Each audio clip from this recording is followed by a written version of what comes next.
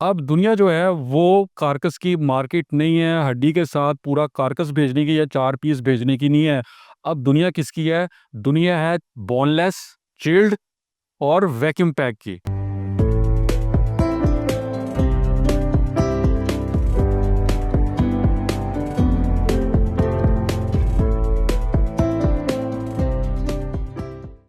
बिस्मिल्लाहिर्रहमानिर्रहीम। मेरे प्यारे नाजरीन और सामीन, मैं हूं आपका भाई हाफिज़ वसी मोहम्मद ख़ान और ये है आपका जाना पहचाना यूट्यूब चैनल हाफिज़ वसी टीवी। नाजरीन, प्रोग्राम शुरू करने से पहले मैं हज़रत अमीर खुसरो की एक बात आपको सुनाना चाहता हूँ। हज़रत अमीर खुसरो का नाम मशहूर है कव्वालियों के साथ। मौसीकी के मोजिद इंडिया के अंदर उन्हीं को माना जाता है।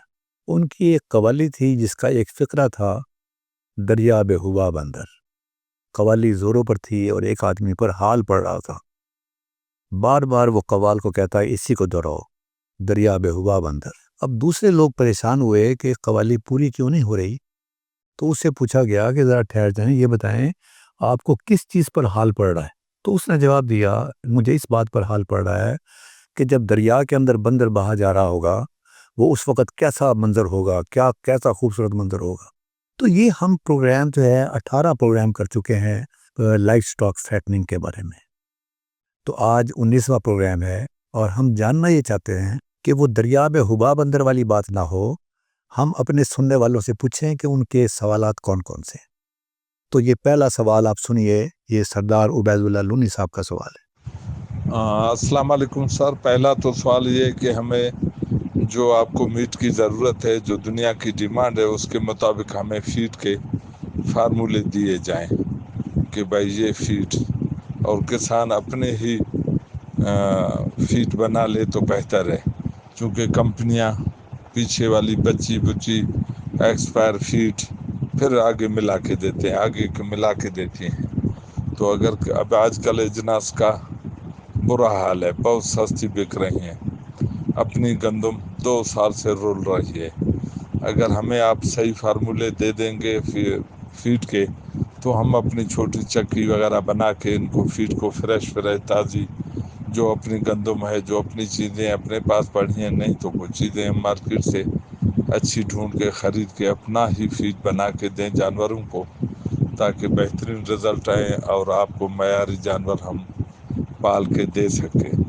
नाजरीन, आपने सवाल सुना और मोहतरम नवीद इकबाल साहब, अल्लाह ताला इनको हमेशा खुश रखे, ज़िंदगी दे, ये सामने बैठे हुए हैं। मैं इनसे पूछूंगा, इनका शुक्रिया अदा करते हुए कि ये सवालों के जवाब देने के लिए तैयार हैं, कि इस सवाल का जवाब जो सरदार उबैदुल्लाह लूनी साहब ने पूछा है कि हमारे पास कुछ वनडे के फार्मूले ऐसे दें जो हमें सस्ते भी पड़े, कंपनियों के हाथों हम मार खा रहे हैं, और फिर उसके बाद फरबागाही के अंदर वो हमारे लिए मुमिद व मुआविन साबित हो।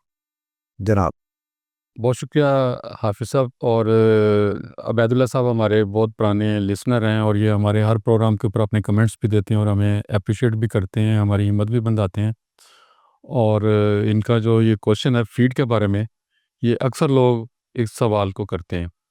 तो मैं कोशिश करूँगा कि थोड़ी सी बेसिक आपको इस चीज़ की बता दूँ, ताकि ये सवाल जब भी आपके ज़हन में आए या जब आपको इसका सामना करना पड़े या कोई दूसरा भाई आपसे डिस्कस करे, तो आप इस एक सीक्वेंस के अंदर आप इसके बारे में सोच सकें और जो भी आपने एक्शन लेना है, तो फिर वो आप अपने पॉइंट्स के साथ इसके ऊपर लेके चल सकें। पाकिस्तान के अंदर जो कैटल की फीडिंग के अभी तक कॉन्सेप्ट हैं, नज़रियात हैं, वो तो पिछले 200 साल पुराने हैं।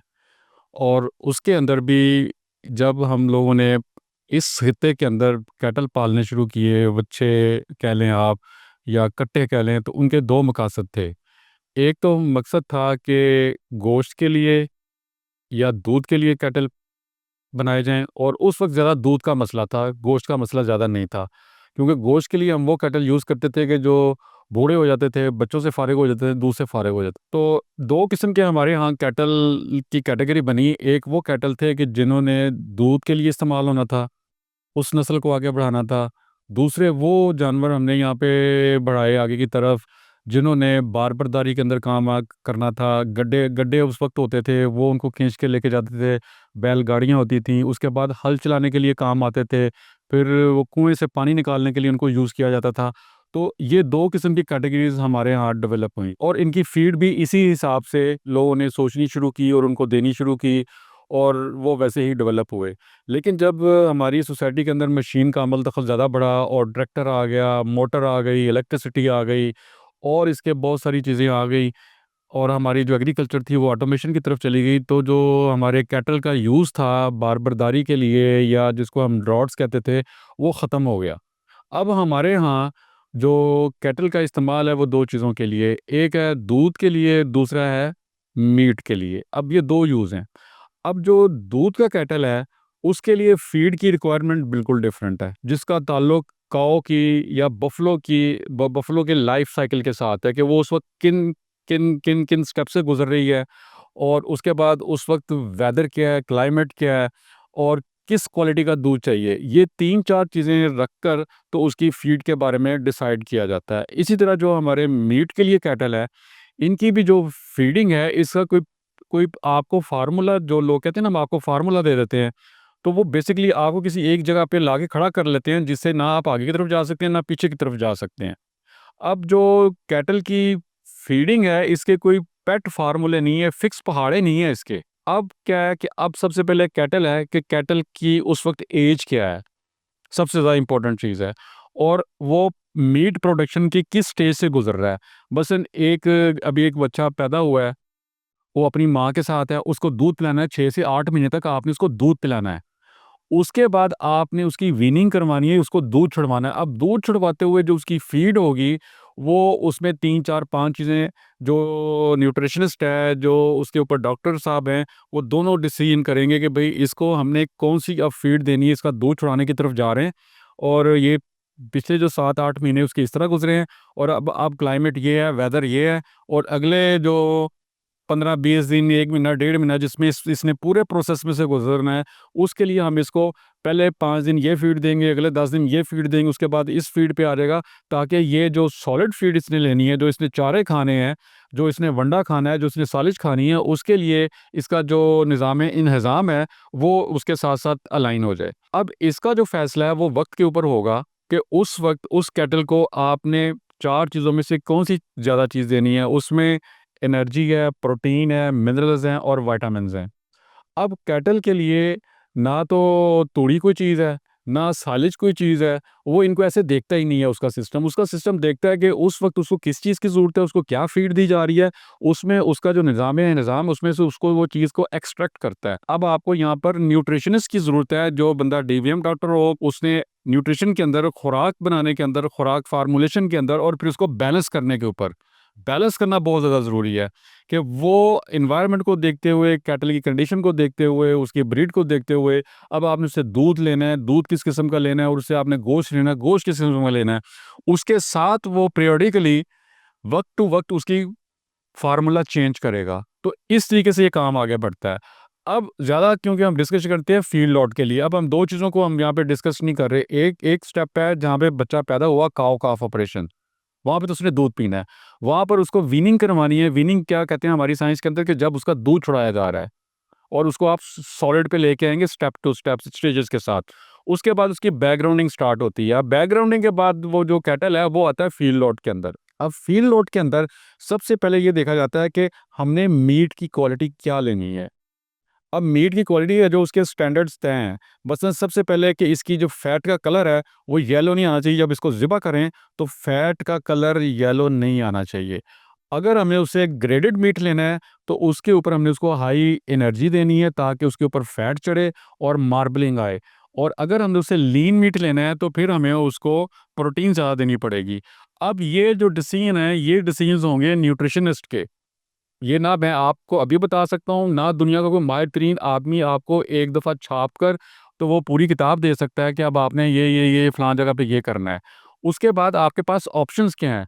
मसलन आपकी ज़मीन की ज़रख़ीज़ी कुछ और है, मेरी ज़मीन की ज़रख़ीज़ी कुछ और है। आपके पास जो पानी है वो किसी और लेवल का है, मेरे पास जो पानी है वो किसी और लेवल का है। मैं नहरी पानी लगाता हूँ, आप ट्यूबवेल का पानी लगाते हैं। एक है हमारी बारानी ज़मीन। अब अगर हमने मकई लगाई है, तो हर एरिया की जो मकई है, इवन के हर किसान की जो मकई है, थोड़ा-थोड़ा उसके अंदर फ़र्क आता है। अब जब तक उसका एनालिसिस नहीं होगा तो हमें क्या पता चलेगा कि हम जो प्रोटीन का लेवल इसको देना चाहते हैं इस कैटल को, वो प्रोटीन का लेवल इस खुराक के अंदर, या उस एनर्जी का लेवल इस खुराक के अंदर, या मिनरल्स और विटामिन इस खुराक के अंदर आ रहे हैं कि नहीं आ रहे। ये जब एनालिसिस होगा तो न्यूट्रिशन उसको देखेगा और वो देखेगा कि यार इसके अंदर अगर हम इसको प्रोटीन देना चाहते थे तो प्रोटीन तो ठीक है, लेकिन ये 2-3 मिनरल्स कम है, तो वो उसके अंदर ऐड करेगा। तो अब ये जो लोनी साहब का हमें क्वेश्चन है कि आप हमें फार्मूला दे दें, तो इसको बेसिक चीज़ों को आप अंडरस्टैंड कर लीजिए। उसके बाद आप न्यूट्रिशनिस्ट को पकड़िए, न्यूट्रिशनिस्ट आएगा आपके फार्म के ऊपर, वो आपके फार्म्स को देखेगा, आपके कैटल्स को देखेगा, एनवायरनमेंट को देखेगा, अगले 3-4 महीने जब तक कैटल आपके पास रहना है उसको देखेगा, और जो आपके पास मुहैया फसलें हैं या जो आपके पास मटेरियल अवेलेबल है जो कि इकोनॉमिकल है, उसको देखते हुए वो आपको फार्मूलेशन करके देगा और उसको बैलेंस होना चाहिए। ये है तरीकाकार है। बिल्कुल सही आपने फरमाया है। मैं यही ऐड करना चाहता था कि उस मशवरे के बाद जो तमाम चीज़ें अल्लाह ताला ने आपको दी हुई हैं, जो जिस तरह गंदम का आपने बताया है कि गंदम मौजूद है, दूसरी चीज़ें मौजूद हैं, आप उनको बिल्कुल इस्तेमाल कर सकते हैं, लेकिन मशवरे के बाद, ताकि उसका आउटपुट जो है वो ज़्यादा से ज़्यादा हो। तो जनाब हम आगे चलते हैं। ये शौकत महबूब आवान साहब हैं। इनका फरमाना ये है कि क्या फैटनिंग के लिए ज़रूरी है कि हम बच्चे को दूध पिलाएं, बोली पिलाएं, उसके बाद बोली पिलाने के बाद हम 1 साल तक उनको रखें, और या फिर ऐसे करें कि मार्केट से हम ख़रीदें और 3-4 महीने के अंदर मोटा करके बाहर बेच दें। इन दोनों में से अगर मुकाबला किया जाए तो कौन सा आप रिकमेंड करते हैं? देखिए, उसमें फिर बेसिक्स को, फंडामेंटल्स को समझने की ज़रूरत है कि एक बच्चा पैदा होता है, जैसे इंसान का बच्चा पैदा होता है, ऐसे ही हमारे गाय, भैंसों के बच्चे पैदा होते हैं। अब जब बच्चा पैदा होता है, उसकी वो ग्रोथ के प्रोसेस के अंदर होता है, उसके अंदर बहुत सारी चीज़ें डेवलप हो रही होती हैं, कुछ माँ के पेट के अंदर हो जाती हैं, कुछ बाहर आके होती हैं। अब जो साइंस है वो ये कहती है कि जो मीट के लिए आप कैटल बना रहे हैं, जो अच्छा बना रहे हैं, जो कट्टा आप डेवलप कर रहे हैं, जो काफ लेके आप आ रहे हैं, उसको आपने 7 से 8 महीने तक दूध पिलाना है माँ का। उसके बाद आपने उसको वीन करवाना है कि उसका दूध छुड़वाना है। अगर तो आप काऊ काफ ऑपरेशन चला रहे हैं तो आपके पास ही वो बच्चा पैदा होगा, और अगर आपने बाहर से ये बच्चा लेना है तो फिर आपको ये कोशिश करनी चाहिए कि आपको ये कंफर्म करना है कि क्या इस बच्चे ने 6 से 8 महीने तक माँ का दूध पी लिया हुआ है। अगर उसने ये दूध नहीं पिया, उसको बहुत जल्दी छुड़वा दिया गया, तो उसका स्ट्रक्चर ही बिल्डअप नहीं होगा, वो छोटे साइज़ का रहेगा, उसका फ्रेम छोटा होगा, उसके अंदर मीट ही नहीं आएगा। अब मीट के लिए हमें बड़े फ्रेम के कैटल चाहिए होते हैं, छोटे फ्रेम के अंदर नहीं आएगा। तो अब हमारे छोटे फ्रेम के कैटल क्यों रह जाते हैं? हम कहते हैं जी हमारे यहाँ जो इस वहाँ पे हमारे पास इसकी जो जेनेटिक्स है ना वो प्रॉपर नहीं है, हमारे पास नस्लें ठीक नहीं है, ऐसा नहीं है। वो बच्चे की माँ भी कम खुराकी का शिकार होती है और बच्चे को भी प्रॉपर खुराक नहीं दी जा रही होती, जिसकी वजह से उसका स्ट्रक्चर नहीं बड़ा होता। वो जितनी अल्लाह ताला ने उसको सलाहियत दी है उसके मुताबिक वो जा नहीं पाता। अब आपने जब भी कैटल लेना है, आपके पास अपना पैदा हो रहा है तो आपको कोई ज़रूरत नहीं है, आपको पता है कि यार मेरे मेरे घर पे ये पैदा हुआ है, 6 से 8 महीने इसने दूध पिया है और अब मैं दूध छुड़ाकर तो इसको सॉलिड के ऊपर लेके जा रहा हूँ। तो अब ये क्या होगा कि अब जब आप उसको दूध छुड़ाएँगे तो उसके बाद बैकग्राउंडिंग आती है। अब बैकग्राउंडिंग के ऊपर आपने उसको वो फीड ज़्यादा देनी है जिसमें प्रोटीन ज़्यादा होती है। अब जब उसका स्ट्रक्चर पूरा हो जाएगा, अब आपने उसको फिनिशिंग करने के लिए बहुत थोड़े टाइम के लिए फीड लॉट्स के ऊपर लेके आना है जो 70 से 110 दिन है। अब उसके ऊपर लाकर दुनिया जो उसका वेट करती है 21 से 27 माह उम्र है पूरी दुनिया के अंदर मीट के कैटल की। हमारे यहाँ तो ये उससे भी ज़्यादा चली जाती है। अच्छा, वो सारे के सारे ज़्यादातर मिल्क टीथ होते हैं। अब आप जब उसको फीड लॉट के ऊपर लेके आते हैं तो दुनिया उसको जो फिनिश करती है फील्ड लॉट के ऊपर वो करती है तकरीबन 500 से 600 केजी कम से कम लाइव वेट के ऊपर। हमारा वो 220 के ऊपर ख़त्म हो जाता है, जो वो शायद बैकग्राउंडिंग से भी पहले होता है। तो अब ये आपको चाहिए कि जब भी आपने लेना है, कैटल लेना है, फील्ड लॉट के लिए लेना है या किसी भी स्टेज के लिए लेना है, तो सबसे पहले अपने कस्टमर से पूछिए उसको क्या चाहिए। अगर आपने अपने कस्टमर या आपकी जो मार्केट है उसकी पैरामीटर से आउट होकर कोई प्रोडक्ट ले ली, तो फिर वो आपको बिकने में प्रॉब्लम आएगी। तो अगर आप फील्ड लॉट के लिए लेके आ रहे हैं तो सबसे पहले अपने कस्टमर को पूछिए कि उसको कितने वेट का कैटल चाहिए और कौन सी उसकी नस्ल चाहिए। ये 2 चीज़ें जब आपको बताएगा तो आपको पता होना चाहिए कि आप एक दिन में उसका कितना वज़न बढ़ाएँगे। अगर उसको 280 का चाहिए, 280 केजी का लाइव वेट चाहिए, तो अब आप अगर डेली बेसिस पे 800-900 ग्राम बढ़ाते हैं, तो अब आप खुद कैलकुलेट कर लेंगे कि मैंने जब अपने अपने फार्म पे कैटल लेके आना है तो उसका ये वेट होगा, 220 केजी होगा, 230 केजी होगा, 210 केजी होगा। उसके बाद डेली बेसिस पे मैं इतना वज़न बढ़ाऊँगा और ये 70 दिन के अंदर या 110 दिन के अंदर ये वेट यहाँ तक चला जाएगा। ये आप बड़ी आसानी से कैलकुलेट कर लेंगे, उसके मुताबिक फिर आप खुद खरीदेंगे। जी, अब थोड़ा-सा वो कहते हैं ख़ुद करे हमसे थोड़ा-सा गिला भी सुन ले। ये एक और सवाल आया है और वो सवाल है कि आप जो है नवीद साहब जो हैं वो बहुत अच्छे शेड की और इंटरनेशनल स्टैंडर्ड की बात करते हैं। 90% फार्मर्स हमारे स्मॉल फार्मर्स हैं, उनके पास 20 से 30 के करीब जानवर होते हैं। तो उनके शेड जो बैम्बू से बने होते हैं और जो जो ईंटों से बने होते हैं, उनके बारे में आपका क्या मशवरा है कि वो उनको ये 20-30 वाले जो बछड़े वाले जो हैं वो उनको कैसे रेयर करें? यहाँ पर फिर मैं एक तो आपसे रिक्वेस्ट बार-बार करूँगा कि जो हमारे अभी तक 18 प्रोग्राम आ चुके हुए हैं ना, आपसे दरख्वास्त है कि आप दोबारा से जाके उनको सुनिए और बार-बार सुनिए, आपको बहुत सारे सवालों के जवाब उन्हीं में मिल जाते हैं। अब फिर एक बुनियादी जो असूल है ना, उसको समझने की ज़रूरत है। आपको कभी भी कोई काम नहीं करना जिसकी आप बेसिक रिक्वायरमेंट पूरी नहीं कर सकते। अगर आप वो करेंगे, या आप नुकसान में चले जाएँगे, या उस काम का बेड़ा गर्क हो जाएगा, या उसका कस्टमर जो है ना वो आपको तंग करेगा, क्योंकि आप उसको प्रॉपर नहीं कर पाए। अब आपको ये देखना है कि आपकी माली हैसियत क्या है। Business is business. अब अगर आपने शौकिया रखने हैं तो शौक का तो शौक का कोई मुल नहीं है। आप कुछ भी कर सकते हैं। आप 10 कैटल रखो, आप 15 रखो, आप 20 रखो, और चाहे आप उनको अफ़ोर्ड करते हो कि नहीं करते हो, आप उनकी ज़रूरियात पूरी कर सकते हो कि नहीं कर सकते हो, इट डज़न्ट मैटर, इसका कोई सवाल ही पैदा नहीं होता, क्योंकि वो आपका शौक है।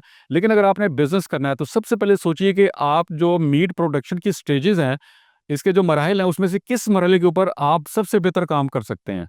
मसलन जो फीड लॉट है, ये मीट प्रोडक्शन की आखिरी स्टेप है जिस पे कैटल ने फिनिश होना है, और इससे आगे जाना है वॉल्यूम के अंदर, बड़े नंबर्स के अंदर कैटल ने जाना है स्लॉटर हाउस के ऊपर। अब यहाँ पर ये जो ऑपरेशन है, ये 1000 से नीचे इसकी फिजिबिलिटी नहीं है कि इसकी आप रिक्वायरमेंट पूरी कर सकेंगे। अगर आप पूरी करेंगे तो उसकी कॉस्ट बहुत ज़्यादा आ जाएगी। मसलन इसके लिए आपने 3 डॉक्टर रखने हैं कम से कम अपने साथ, और अगर आपने बिल्कुल सही फार्म चलाना है तो ये 24 घंटे का ऑपरेशन है, तो आपको 6 डॉक्टर रखने हैं। इसके बाद बाकी स्टाफ इसके अलावा है। इसके अलावा आपने फीड जो है, जब नई फसल आती है तो उसी वक्त खरीद के तमाम के तमाम इंग्रेडिएंट्स आपने रखने हैं।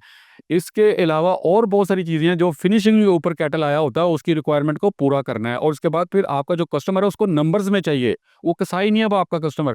अब आपका कस्टमर फील्ड लोड के ऊपर वो आएगा जिसको हर हफ्ते 200, 300, 400 कैटल चाहिए। अच्छा, अगर आप ये इसकी तमाम रिक्वायर पूरी नहीं कर सकते, तो आप इसके पिछले वाले स्टेप पे चले जाइए जो बैकग्राउंडिंग है, उसके ऊपर ये तमाम चीज़ें नहीं चाहिए, क्योंकि उसके ऊपर आपने फिनिश नहीं करना, कैटल को तैयार नहीं करना 70 दिन के अंदर। उसके लिए आपके पास वक्त ज़्यादा है। उसके लिए आप उसको कोई भी चारा खिला सकते हैं जो उसकी बेसिक स्ट्रक्चर को पूरा करता है, उसमें प्रोटीन भरनी है। नवीद साहब, मैं आपसे ये पूछना चाहता हूँ कि ये जो आप फरमा रहे हैं कि 400 जानवर, 500 जानवर, और उसके बाद वो सारा का सारा जो आपने बताया है, जिससे आम आदमी, जो गरीब आदमी है, वो बेचारा डर जाता है। मैं बात ये करना चाहता हूँ कि मेरे पास अगर 30 जानवर हैं, ये नेमत नहीं है मेरे लिए इस बात के लिए कि मेरे जानवरों के बच्चे पैदा होंगे तो मैं उनको सप्लाई कर सकूँगा। इस तरफ ज़रा मुझे तवज्जो ज़रा। यही बताने की कोशिश कर रहा हूँ कि स्टेजेज़ हैं। एक वो स्टेज है जिस पे ज़्यादा नंबर कैटल रखेंगे तो आपको फ़ायदा होगा। उससे पीछे वाली स्टेज है कि उससे कम नंबर चाहिए। उससे पीछे वाली स्टेज है जिस पे आप 16 कैटल भी रखेंगे, 10 भी रखेंगे तो आपका काम चलेगा, वो है काऊ काफ ऑपरेशन।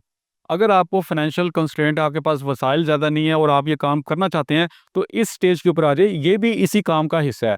उसमें आप 6, 7, 8 गाय रखें, 16 गाय रखें, भैंसें रखें, और उनका दूध भी लें, डेली बेचें, डेली आपके पास फाइनेंशियल रिसोर्सेज आएँगे। उसके बाद उनसे बच्चे पैदा करें, अच्छे बच्चे पैदा करें, और अगले स्टेज वाले को दूध की उम्र पूरी करके आप अगले वाले को बेच दें। अगर आपके पास उससे ज़्यादा थोड़े से वसाइल हैं और आप 50 कैटल तक रख सकते हैं, तो आप बैकग्राउंडिंग के ऊपर आ जाएँ।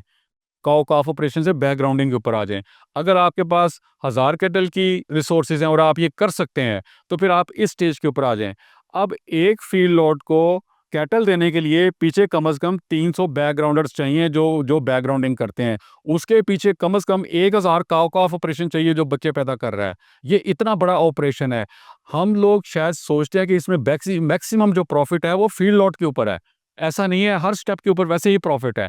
तो आप जो काम अच्छे तरीके से आसानी से कर सकते हैं, जिसके लिए जो ज़रूरियात हैं वो आप पूरी कर सकते हैं, आप उस पे खड़े होइए।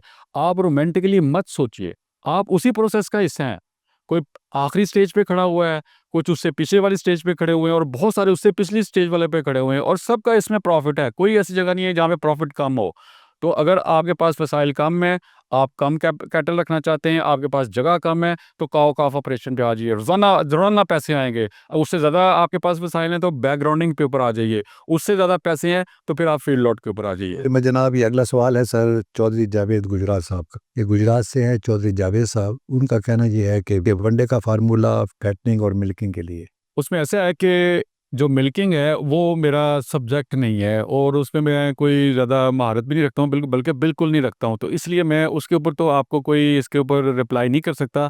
लेकिन अगर आपको मिल्किंग के लिए चाहिए तो उसके लिए आप किसी जो हाफ़िज़ साहब उस पे बेहतर बता सकते हैं। तो इस पे बेहतर फीडबैक तो यही दे सकते हैं। नहीं, थैंक यू वेरी मच। मेरा ख्याल ये है कि ये वनडे का जो फार्मूला है, बड़ी प्यारी बात नबी साहब ने कही है कि जो आपका घर में जो बच्चा पैदा हुआ है उसे पहले दूध चाहिए, उसके बाद फिर दूध के बाद सेरेलैक चाहिए, फिर आप दूध हज़म ग़िज़ा पर आ जाएँगे, फिर चलते-चलते कढ़ाई गोश्त पर आ जाएगा, फिर उसके बाद ख़मीरी रोटी के ऊपर आ जाएगा at the end of the life.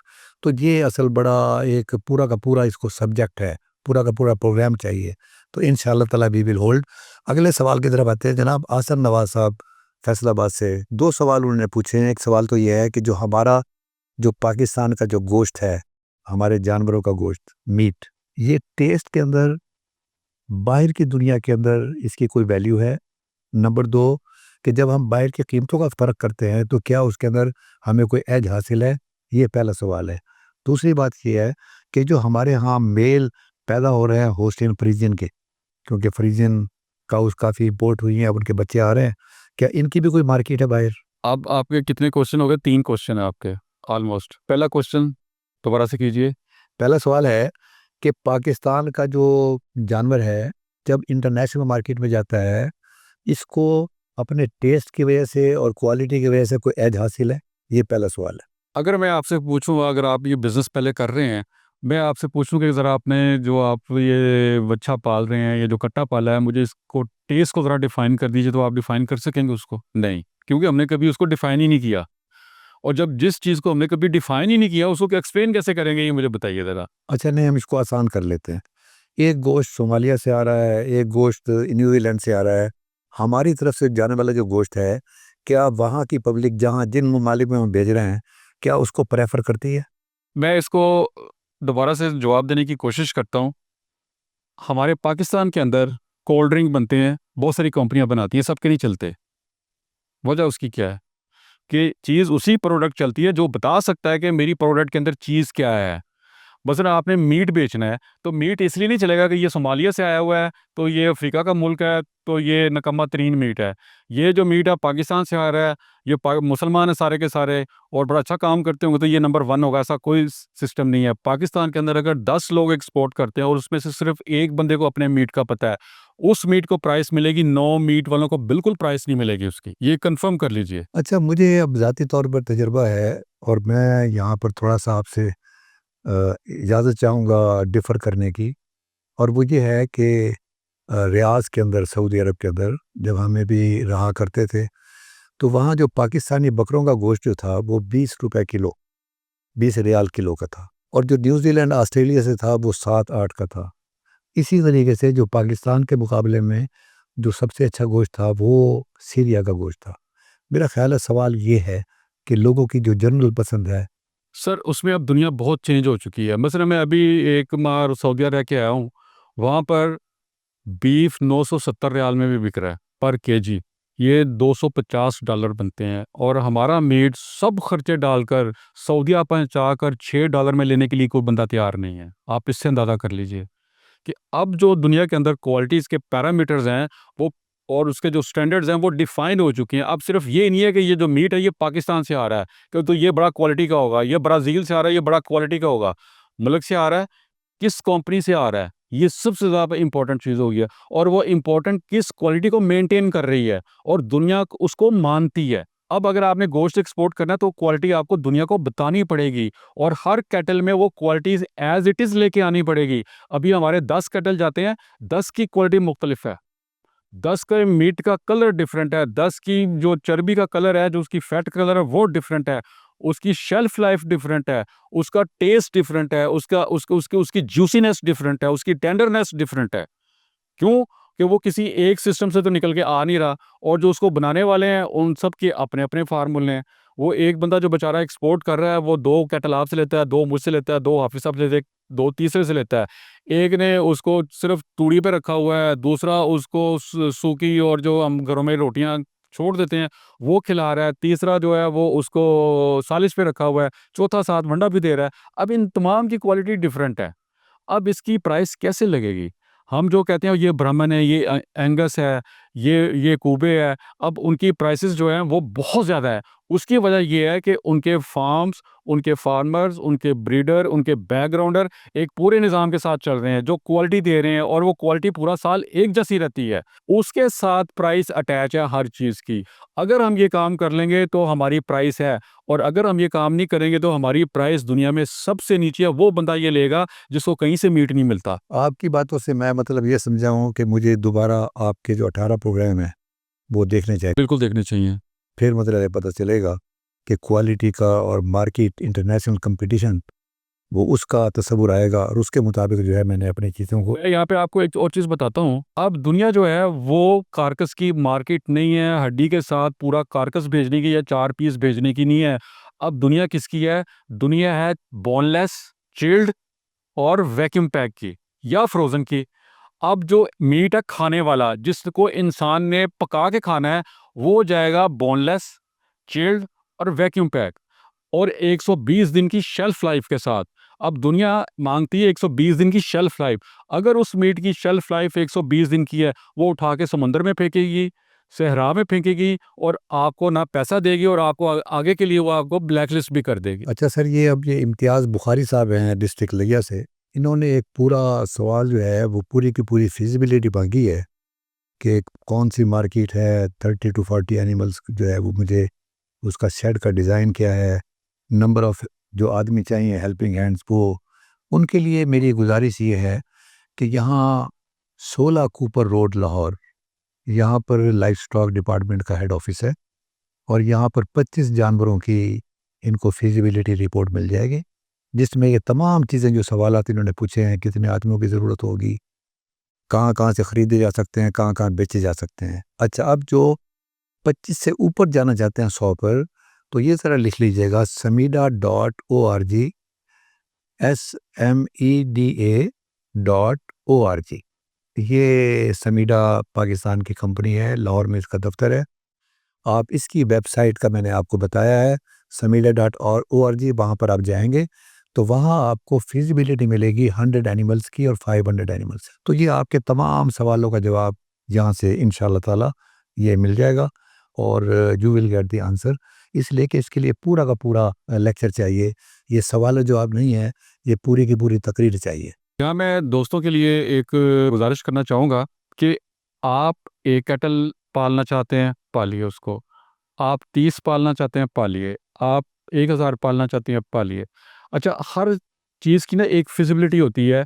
मसलन अगर आप कुर्बानी का काम करना चाहते हैं, फिर आप 10 कैटल पालिए, आप 30 पालिए, उससे कोई फ़र्क नहीं पड़ता, ये काम चल जाएगा। लेकिन अगर आपने मीट इंडस्ट्री को देने के लिए कैटल पालने हैं, तो अगर आप फील्ड लॉट चलाएँगे, तो आपको 1000 कैटल चाहिए, क्योंकि आपको जो कस्टमर भी मिलेगा ना, उसको हर हफ्ते 200 कैटल चाहिए, हर हफ्ते 250 कैटल चाहिए, हर हफ्ते 500 कैटल चाहिए।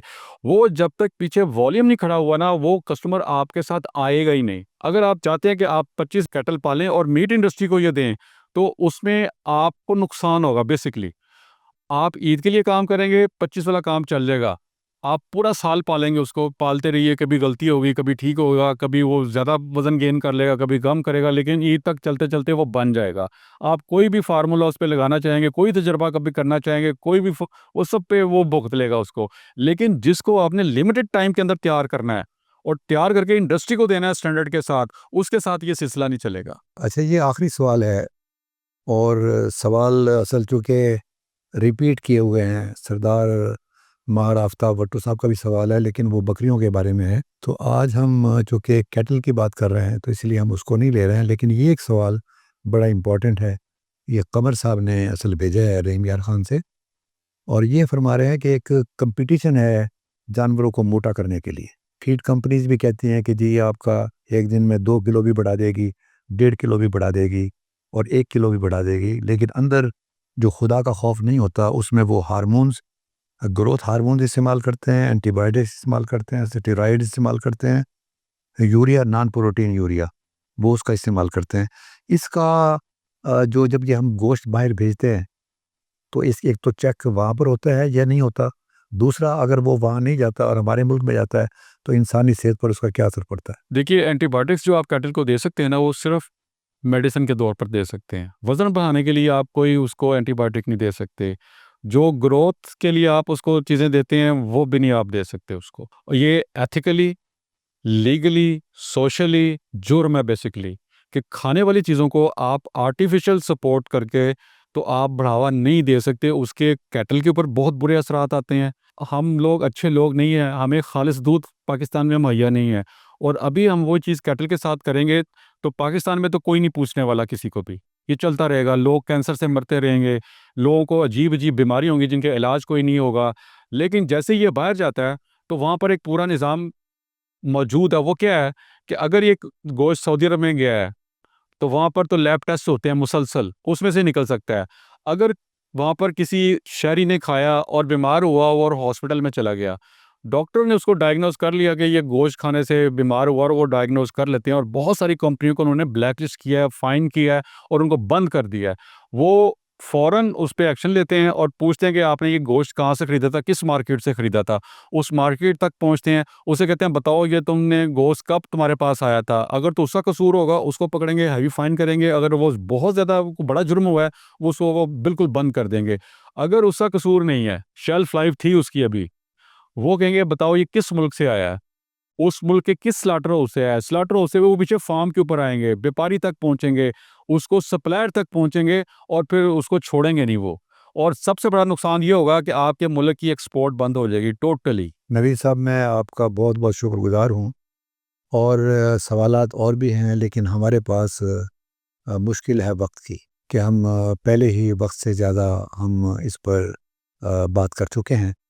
तो ये सिलसिला हमें जारी रखना चाहिए और हम इंशाअल्लाह ताला नबी साहब से गुजारिश करेंगे कि महीने में एक मरतबा एक प्रोग्राम जो है वो हम सवाल जवाब पर रखें। आप लोगों से गुजारिश है कि आप सवाल जो है वो स्पेसिफिक हो, छोटा हो। ये इतना बड़ा सवाल कि पहले दिन से लेके आखिरी दिन तक का जवाब अगर आपको चाहिए तो वो शायद हम लोग ना दे सकें। तो मैं नबी साहब आपका शुक्रिया अदा करता हूँ। आपके प्रोग्राम को लोग बड़ी ध्यान से देखते हैं और जज्बे के साथ देखते हैं, और ख़ुद आपकी बातें सुनकर मेरी कैपेसिटी बिल्डिंग होती है। तो मैं उस वक़्त तक मैं नाज़रीन का शुक्रिया अदा करता हूँ और उस वक़्त तक इजाज़त चाहता हूँ कि आइंदा जो प्रोग्राम हमारा होगा वो इंशाअल्लाह ताला हम पहले अनाउंस करेंगे, और मैं कोशिश करूँगा कि हर महीने एक प्रोग्राम सवाल और जवाब का हो, ताकि वो दरिया में हुबाब अंदर वाली कैफियत ना हो। वमा अलैना इल्लल बलागुल मुबीन।